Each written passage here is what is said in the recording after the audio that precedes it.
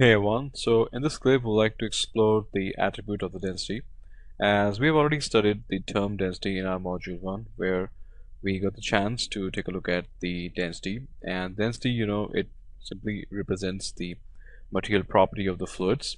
With an example I'd like to illustrate, like we have an empty vessel, or you can say empty container, and it's filled up either with a gas or a liquid. So you can say the volume occupied by that fluid with respect to its mass is the representation of the density. All right, and the movement of the fluids inside the container, if it's due to the buoyancy or due to anything, it's because of the velocity it has. So that's overall, you can say, the study of the fluids. In this module, we would be covering the important aspect, which is the density. And before I begin, I'd like to show you the final output that we would be covering inside this module. That is the smoke emission. But it's not something like which is ordinary smoke. It's a little different one. It's called as a wispy smoke.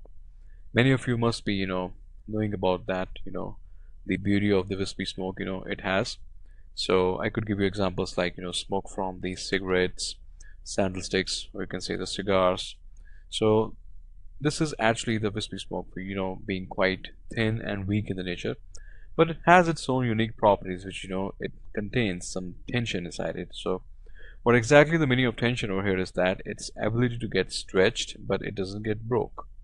So let's play the timeline over here. So, well, frankly speaking, when it out, I was also pretty much happy the way it is getting simulated, and it's not looking less than a stock footage.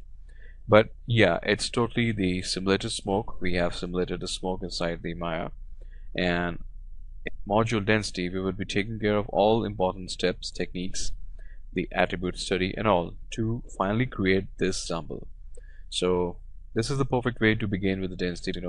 This will going to carry all the important attributes of the density, so it will really strengthen your knowledge of the density. All right, so as now pretty much familiar with the nature of the wispy smoke, and here you can see the kind of a stretchiness, or you may could say the tension inside the smoke.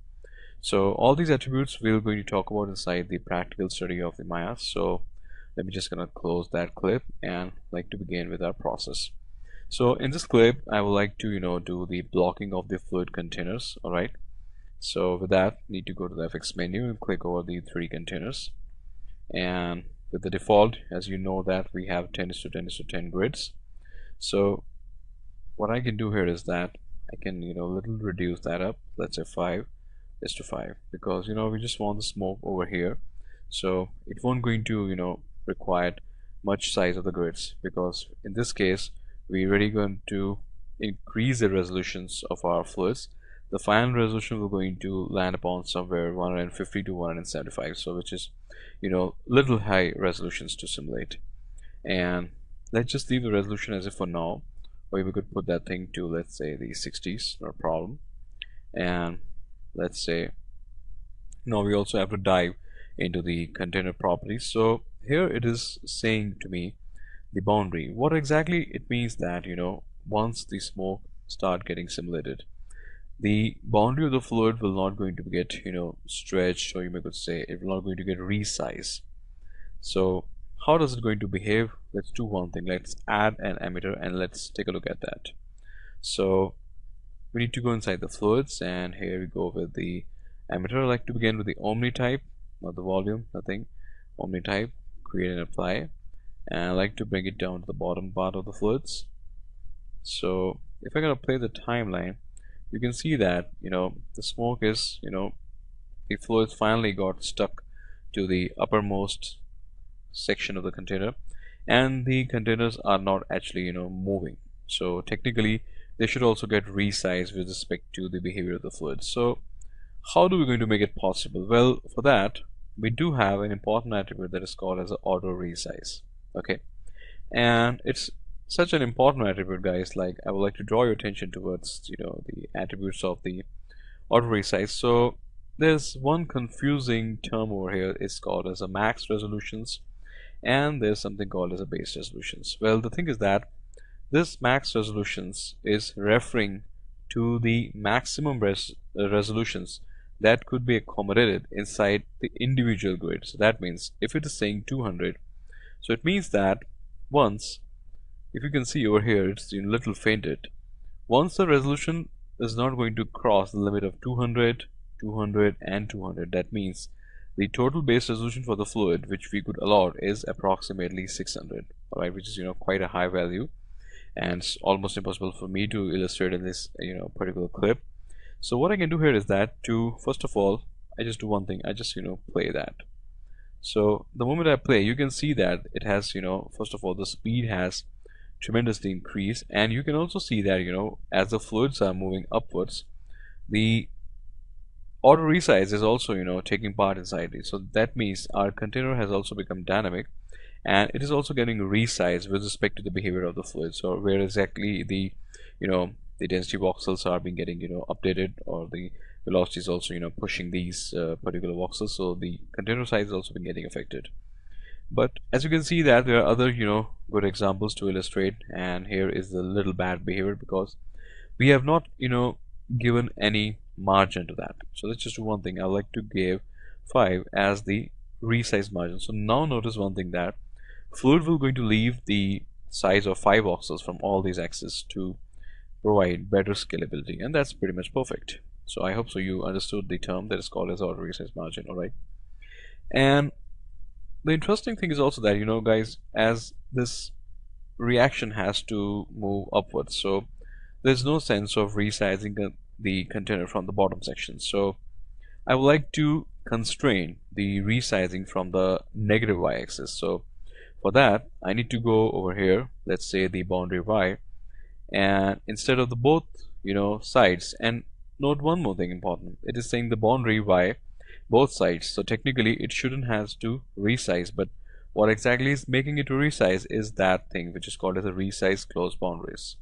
So once you click it off, notice there is a message, you can say a warning, resize closed boundary is off but all boundaries are closed, so auto resize will have no effect. So it clearly means that you have switched off the resize closed boundaries, and here also you have given the boundary to the both axes. So technically I would like to give the boundary only to the y-axis. So notice all two attributes x and z will not going to resize, but only the y positive axis. So for at least taking some understandings, this is pretty much okay.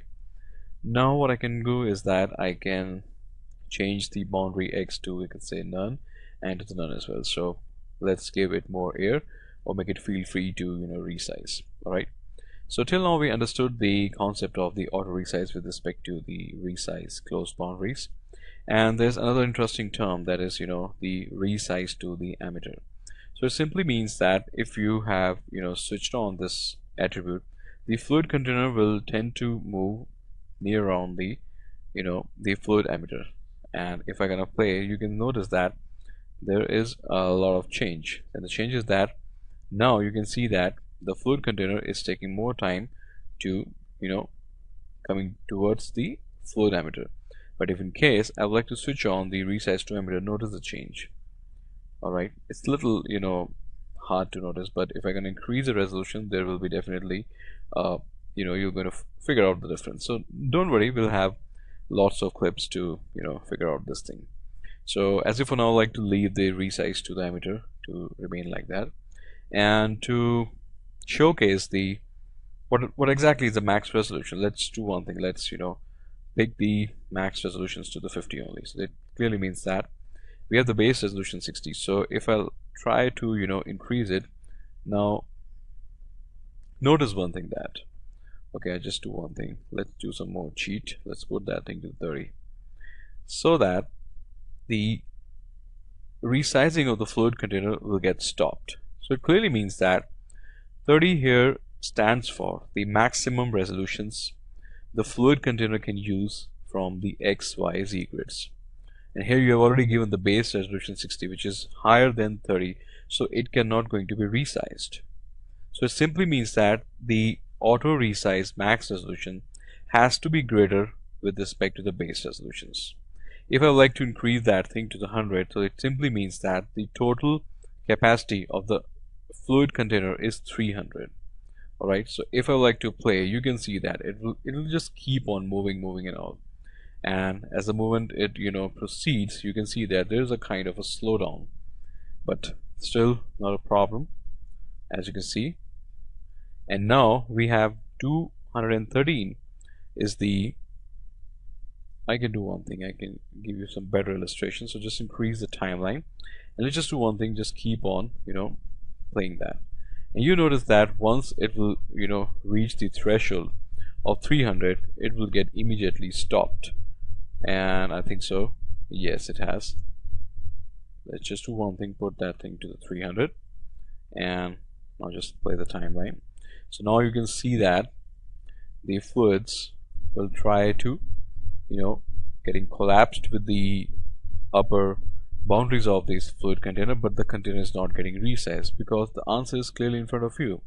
264 plus 60 is already 320, and then we additional have 60, that means 383. So 383 is more higher than the 300.